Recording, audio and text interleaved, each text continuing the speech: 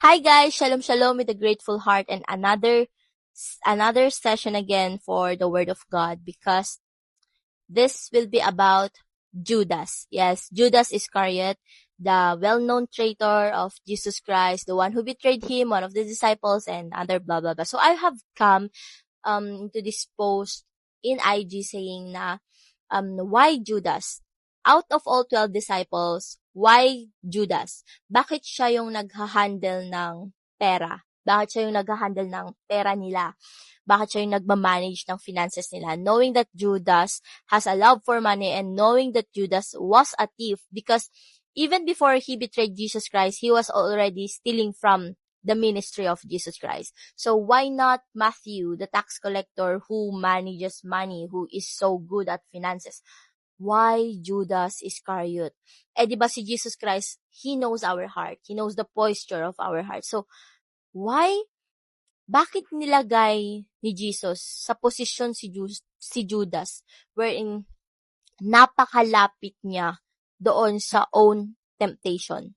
Because if Judas has a stronghold for love of money, for finances and whatsoever, love for money, bakit siya yung inatasan pa ng Diyos para mag-handle ng money? And you know what? God speaks to me through this na sometimes your struggles, temptations, strongholds, or anything that threatens the heart posture, your heart posture towards God, sometimes God will make it closer to you.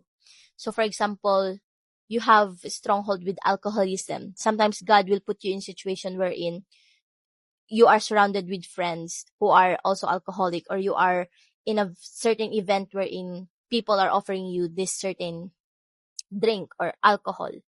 And so there are moments that God will allow that in our life so that we will always check and we will always remind ourselves and question ourselves if God is still the master of our heart.